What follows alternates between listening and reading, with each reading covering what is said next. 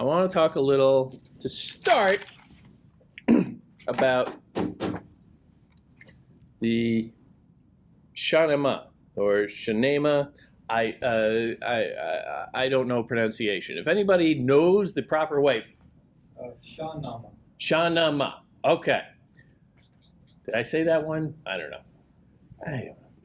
Pronunciation. But thank you for that. Shahnameh. That was my first instinct. But it is a it's similar to some of the things that we have read so far, but it's also it has its own distinct pedigree. It is a fairly long work. It's a kind of mythical, historical account of Persian history from the dawn of creation until essentially the Islamic conquest of like 630, 34, something like that. Yeah, okay.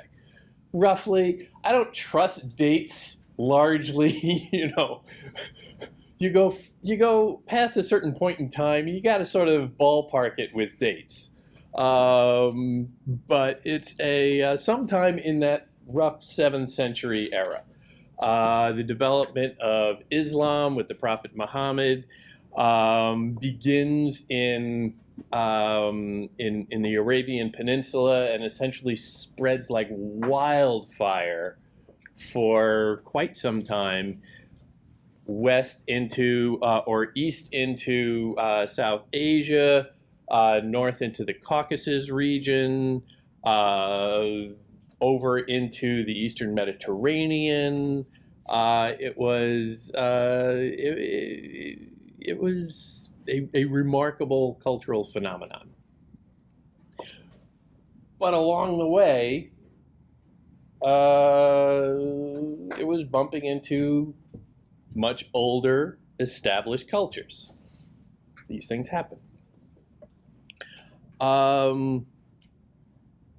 One of those cultures was Persia, which had a very long and well-established history before Islam was anything. The Islamic conquest came to Persia, and suddenly everybody was a Muslim.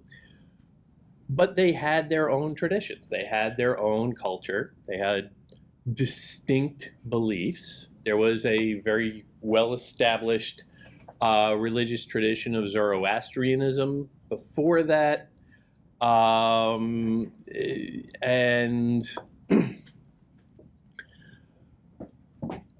as any conquering force tends to do, they tamp down what they find, and they try and instill and institute their own traditions and their own culture. And that creates friction. New people come in and say, we're going to do it this way now. Nobody likes to be told that. I was raised a certain way.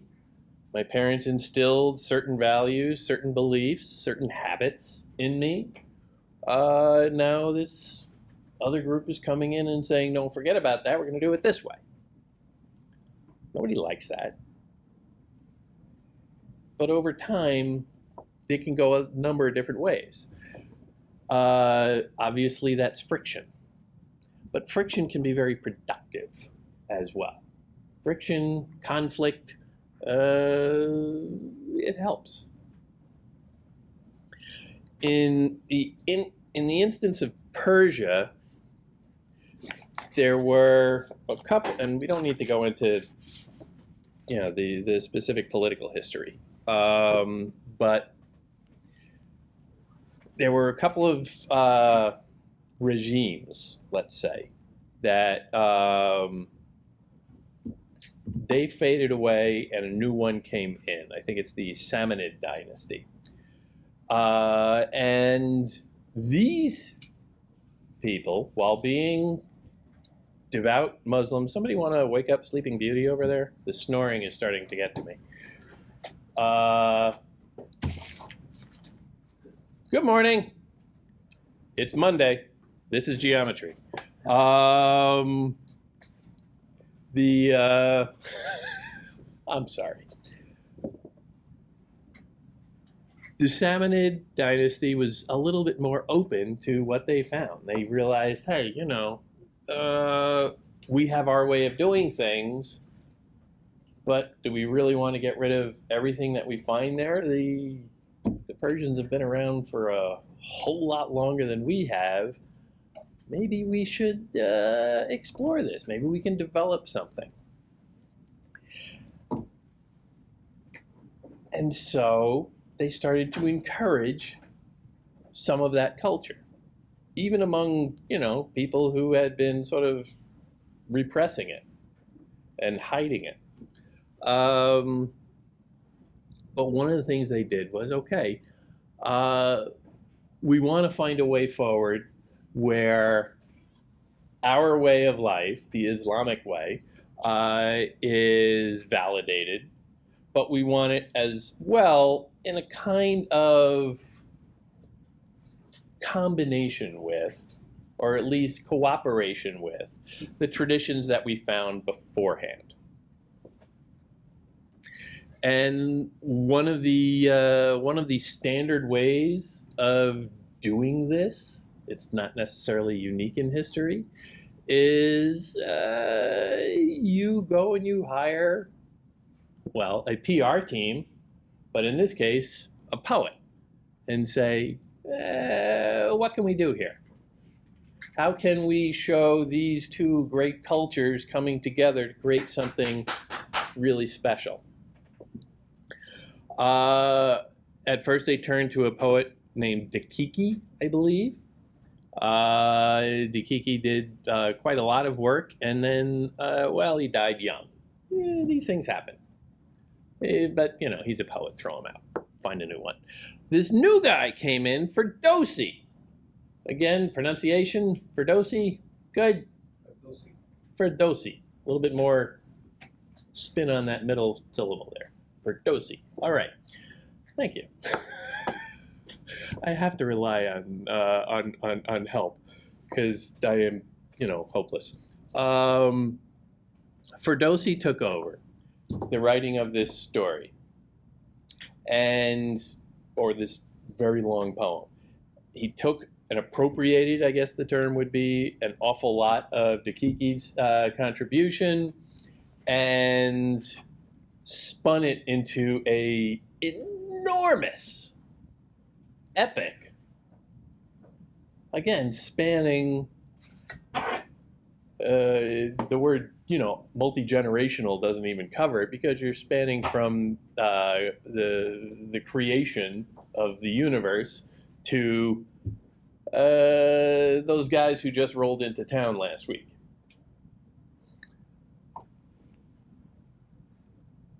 Weaving together a lot of narratives from their own legendary history, their own mythic history, and their own actual relatively recent history. Again, like us, they had pretty significant historical records going back to a certain point, and after that, well, things start to get a little bit more speculative, a little bit more imaginative, a little bit more once upon a time-ish. But he did this. It was 50,000 22-syllable lines, which, from a English perspective, again, we saw this previously, the 22-syllable line is much longer than English poetry ever really tries to approximate. 11 syllables is pretty much the length of our standard poetic reference. So this is equal to like 100,000 poetic lines. That's significant. That's a lot. They're generally divided into like 3 different sections, not unlike other histories. There is the mythical section, which is the very beginning, where it is the creation of the universe. And accordingly, a lot of that, the history is then quite mythical, quite mysterious, quite magical. The most fantastic stories tend to come out of that. And then they go through, also like we in the West have, generally a heroic period where great heroes go around, do great deeds. And this is analogous, I would say, to a lot of Homer's stuff. The Iliad comes to mind, the great hero Achilles. Certainly in the Mahabharata, as we saw, we're dealing with great heroes like Arjuna, where they tend to be warriors, where they tend to have, deep personal conflicts that mirror larger existential issues throughout the society that then get worked out in one way or another on the battlefield in a symbolic way. And this fades over time into the historical, where any writer is suddenly a little bit more hemmed in by certain realities. Writing science fiction can be a lot easier than writing historical fiction because, well, people did stuff and we know what that is, and you have to sort of color in the lines. All of this is very familiar as a device of nationalism. In the Roman tradition, there's the poet Virgil, who writes a poem called the Aeneid because the emperor told him to. The emperor wanted a great epic poem that would sort of sound an awful lot like the great Greek traditions that they were copying. And he said, well, we should have one too. And by the way, write it so that in the end, I'm kind of the hero. When you're the king, you're the emperor, you can do these things. Write me a blockbuster where I'm the hero. Who wouldn't like that power? The Mahabharata is not necessarily all that different either, where you can see these large-scale cultural issues getting brought into a single drama, the message of which is always somewhat nationalistic. We all need to get along as a group. And part of that means breaking down these smaller subgroups within us, which we see throughout that heroic age, the ancient era that we, for the most part, have dealt with, where coming out of a very barbarian world, people are trying to focus on getting away from tribal violence, from tribal identities, because that's just, you cannot build a large-scale, successful society if you are 24 people who just refuse to get along with everybody else around you. How do you do that? You can't. So using these poems as great unifying mechanisms can weave together a lot of those independent groups into a single understanding of a nation and give them a similar purpose going forward, And that purpose generally is to build a great civilization, usually for the extraordinary benefit of the people in charge. It's not for nothing that these tend to come from royal decrees by the high authority structures. Couple other quick things. There's an awful lot in this, in even this rather necessarily selective excerpt that we're dealing with here. There are an awful lot of references to Zoroastrianism, which are a little hard to get by or get a handle on, because this is not necessarily a theology class, and I don't necessarily want to go that route. Briefly described, Zoroastrian is one of the oldest monotheistic faiths, and that's a loaded term right there, in the world. But it is dualistic. They have a god of order and they have a god of chaos. And you worship the god of order and you kind of root for him against the god of chaos, who's always there mucking around. Essentially the same dynamic in Western traditions of a god figure and a Satan figure. Again,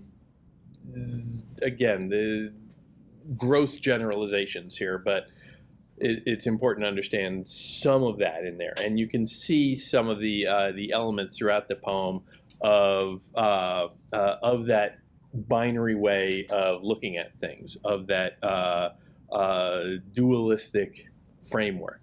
There's a lot of similarity to Hinduism, Hindu beliefs that develop in here. It's all kind of the same neighborhood.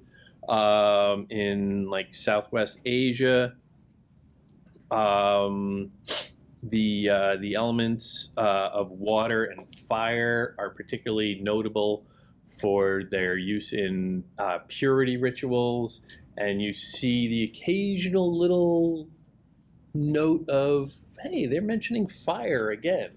Why is that? And those little hints get fired out there that are very easy to gloss over, but just understand that as they are coming at you, they have some significance. They're not nothing. This was all written in classical Persian, which is a predecessor of the common vernacular of Farsi that is around to this day. It's, I'm told, quite similar in its relationship, Farsi to classical Persian, as Shakespearean English is to English of today, which, you know, depending on your abilities or your patience with that, some people can go to Shakespeare and just sort of follow along, like, yeah, all right, I don't catch every word, but I got the gist. And other people are just completely befuddled. I usually fall somewhere in between for myself.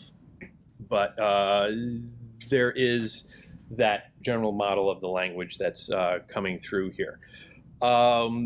This poem itself, however, gets a lot of credit from scholars. It's highly debatable, but gets a lot of credit from scholars for crystallizing the language to a degree, and lending a prominence to it that helped guarantee its survival even as it evolved. Not unlike the Italian poet Dante started writing in his vernacular Italian when everybody who was anybody wrote in Latin. But he kind of created the Italian language because of that.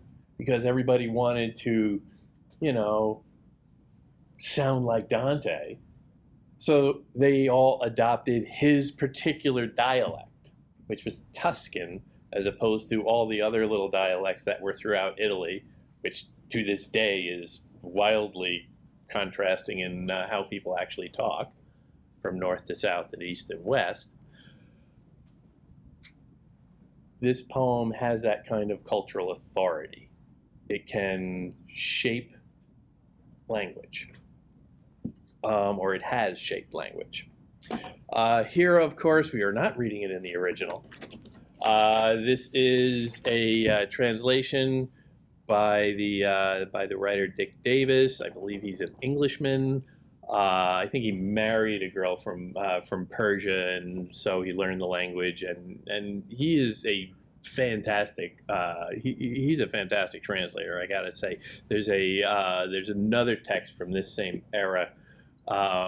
That's a long narrative poem called Vis and Ramin, which is one of my favorites. It's this long romance that has a lot of links to the Tristan and Isolde legends of the that we see coming out of France and England a little later on.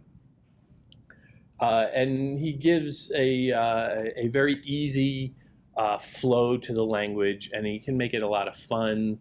But he also knows how to slow it down every now and then and give it just enough stateliness that, you know, you remember that this is supposed to be, you know, august. So you have that tension between being drawn in on very popular techniques and methods of, you know, getting swept away by the story, but at the same time, he's always reminding you also that, okay, this is something important. This is something, you know, significant, and he can toggle back and forth between those two voices very nicely. In his translation, he admits to making certain changes. I have his full version at home. I did not bring it in because it's like 700 to 800 pages. And, you know, my back, give me a break. But even at that, obviously, he is excising out quite a bit. This is a deeply abridged version that he published for popular consumption. He's not trying to make it an authoritative scholarly work or anything. But let's face it, scholarly stuff is kind of dull. So here he's just giving us the fun stuff. So he trims off a lot of repetitious stuff, or stuff that he found repetitious. He streamlines an awful lot. And then that gets another combing through in the excerpted form here. So again, kind of like we saw with the Maharaba, which is another enormous poem that is wrestled down into just a couple dozen pages or whatever it is. We're dealing with little parts of something that is quite large, and it's very difficult to get an understanding of the whole when you're dealing with just little parts. But the editors here, I think, do a pretty decent job of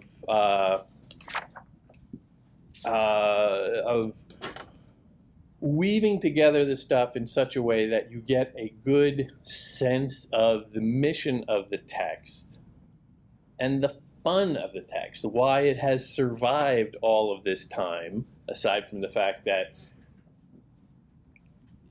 it was commissioned by a king who, let's face it, kings get cranky if you don't respect what they do. You know, I would be able to get you to do a lot more of the reading in this class if I had the power to kill you. I'm not saying I would, but that power would probably mean that you'd be getting in your work much more regularly.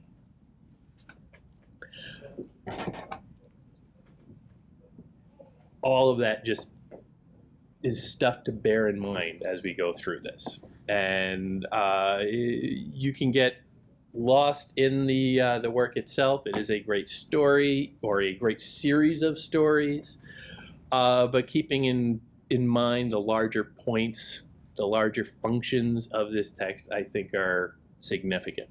It is about creating a kind of national union or resurgence of Zoroastrianism and the culture of ancient Persia, even as it is in its way dissolving into the current history of the time. That mission is paramount.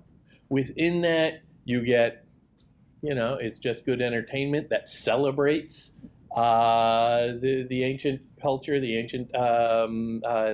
ancient traditions of Persia, that make it seem like, wow, that's, we definitely want to keep that around because that just sounds cool.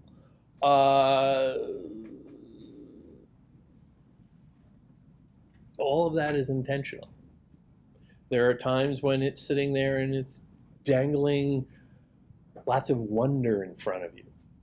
The glories of this culture. It's a little bit of a sales pitch because the poet knows that he really values this ancient culture, but not necessarily everybody else does. So he needs to put this together to say that this is a poem with a mission.